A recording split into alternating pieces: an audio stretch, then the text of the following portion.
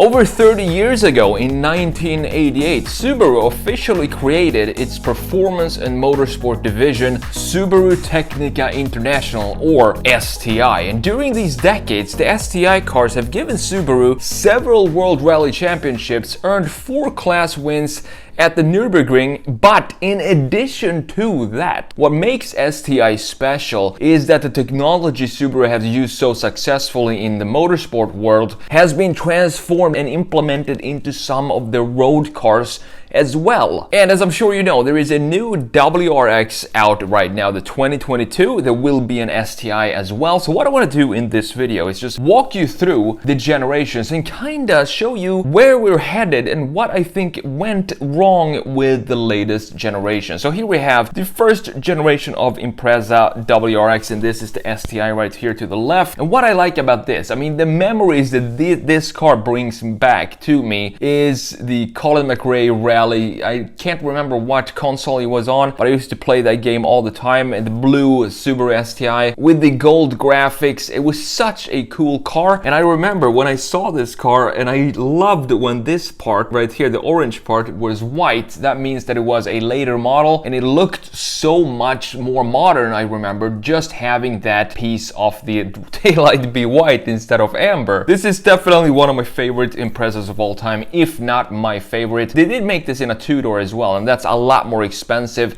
than the 4-door, but I wanted to have it be consistent here and show all the sedans from the beginning to the 2022 design. So next up we have the Bug Eye right here. This is not the Bug Eye itself, because this is the facelifted version. The facelift here was created in 2004. I think they got a lot of I think I remember all the criticism that they got because of the Bug Eye design. People was not a fan of it, but if you look back at it today, it made for a very unique design when it comes to designs of that time, the early 2000s. So what I like about this design here is that they introduced these big fender flares right here, and it made it look a lot more muscular, and it made it also look like this is not just any other sedan that we have right here. This is something special. And on top of that, we have the little wing back here. This is not the STI wing that we have right here. This is just a WRX, but at the same time, it's still a cool looking car. You have the red calipers right here, and I kind of like this rear end. It's very subtle, it's not shouting too much,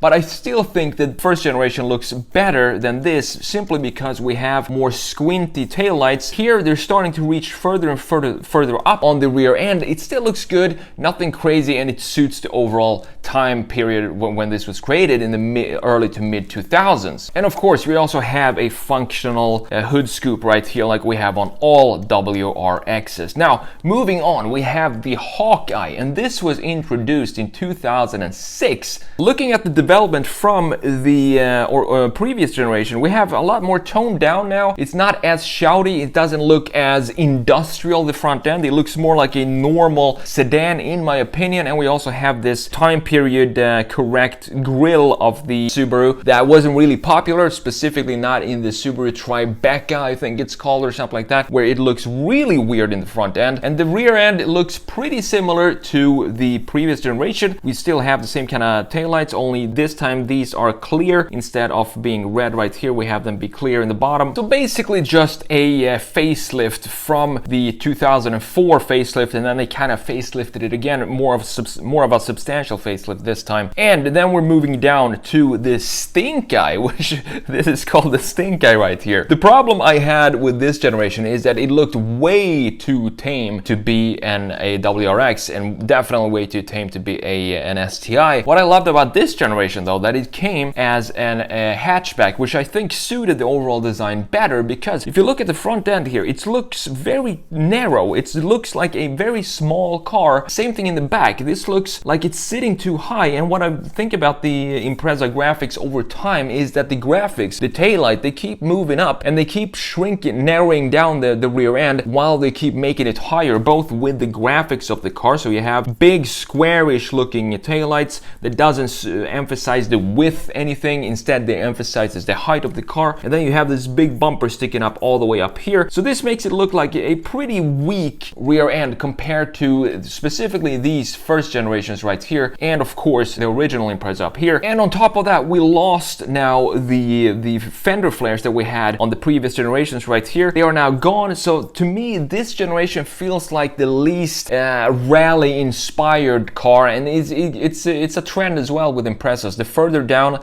the newer, the more modern the cars become, the less of the rally inspired graphics and features onto the car you see. And I think that's a shame, because it's really cool when you have stuff like this, big lights like this that come straight from the rally car, and it looks like it's more of a function car, and it doesn't have too much styling for the sake of styling. It's more of adding stuff to add functionality to the rally, to what it's supposed to do, be out on the track and be a rally car essentially. And that's kind of what we're losing generation after generation here if we compare the front fascia and also the rear design. And now jumping into 2015, I think this is a cool looking car. It looks good because we got back, specifically in the rear here, this is a massive improvement in my opinion, because now we have more of horizontal lines, and we also have these lines stretching out here. They stretch further out, so they don't really have the squarish design that we have in the previous one up here. Now we can see that the lights are actually trying to stretch out to the side, and that makes the rear end look a lot wider than it is up here on this model. And also we have a nice clean diffuser down here, which doesn't take up too much space. It looks very functional. You have the quad exhaust here, very beautiful. And on top of that, we got back the beefiness of this car. We got back the fender flares right here, and the one in the front as well, and this little cool outlet here for air coming out from the inside the wheel well right there. So cool details that add to the sportiness, and that shows that this is not just your regular sedan. This is a performance sedan and a rally inspired sedan. And of course, as we have on this up here as well, and the previous generations, we still have the functional hood scoop right here. Only here it looks like it's more integrated in the design. It doesn't look like it's been an afterthought on an already existing car, which I don't know if that's a good or a bad thing, because if you have a rally car, you're going to add a lot of stuff onto the car, and I think that kind of gives it a really cool vibe. For example, one of my favorite rally inspired road cars of all time is the Tommy Mäkinen Lance Revolution 6, which I love. I love the styling of this car. As a kid, this is one of my dream cars. You have the white wheels, you have the single air intake in the front of the bumper, only on one side, and of course you have the massive graphics on the side and all around the car as well. It's a super cool car that you can definitely tell that they just added stuff onto the car to make it look, to basically take the rally car and make it into a road legal car. Just make what's necessary to create that, but not overstyle it and not make it into a comfortable sedan, because that's not what it's supposed to be. And that's kind of what I think is happening when we go further and further down in the generations of the Impreza WRX here. Instead of having it be rally inspired, it's now starting to become just another sedan right here. And moving down to the new 2022 design, I've made a complete redesign on this car, and I've talked a lot about this in my video on the Sketch Monkey channel. If you want to go and check that out, you can do so down in the description, or go to the Sketch Monkey YouTube channel. But overall, what I think about this design, I think it's a miss from Subaru to release this design, and the reason for it is we've seen the concept from 2013, the WRX concept. We've seen the STI concept from 2018, and they look nothing like this design right here. So this feels like they just showed off a couple of beautiful concepts. One was more beautiful, one was more aggressive. The 2018 was a lot more aggressive than the 2013, but even if they were to just combine those two concepts, the result would have been a lot better than this, specifically in the rear view right here. I'm not sure what happened in the rear. This looks like a 2012 design, and we also have this massive, look at this height of this diffuser right here. I'm not sure why we need to have the whole bumper here be black. The problem here is we have a lot of graphics that doesn't make sense to me. For example, these look like very similar to Honda Civic taillights, and the design and the angles of this light look dated already. Then we have this plastic black piece right here, which in the concepts is a light bar, which I think would suit this better, because we have a black piece right there. So why not make it functional and use that piece? If not, we might as well make it body color here. I'm not sure why there's a black piece right there. I made all the changes to the rear end of this design in the other video, so go and check that out if you want to. Overall, I just think it's a shame that they showed us the cool concepts of 2013 and 18 and then made this go into production. Then we also have, for the first time, we have this cladding right here, which looks a little bit, the shape of it looks a little Lambo inspired actually. If you look at the Lamborghini tiny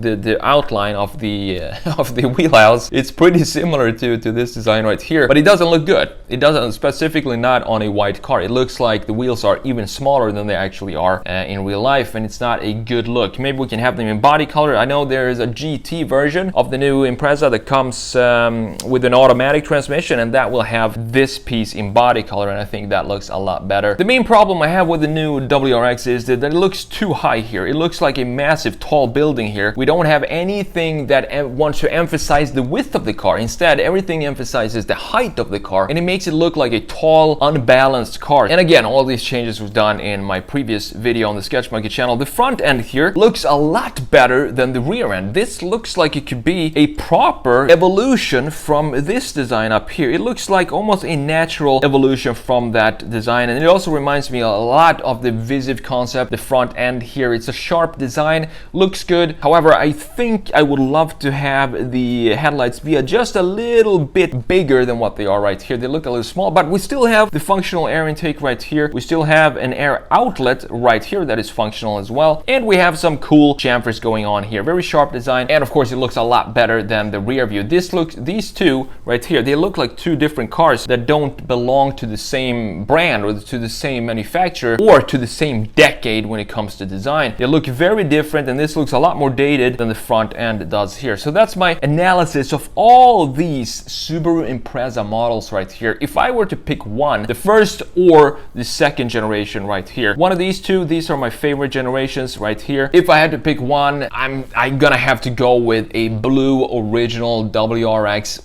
with the yellow graphics, rally graphics on the car, and also golden wheels. That would be my perfect setup for any Impreza, WRX, or STI. That would be my dream car. A bit of a shame that they didn't do more with the latest generation, but at the same time, we should be pretty excited and happy that they still made it into a sedan and not some crazy boring crossover with a CVT transmission. I wouldn't be surprised if they would actually do that. Just slap the Impreza WRX STI name onto some weird crossover with a CVT transmission. So I'm glad that they kept it the original format, and on top of that, it comes with a manual transmission. The only letdown really is the rear end of this design. I'm still looking forward to seeing this out on the road, even though I really hope I see a lot more front views than rear views.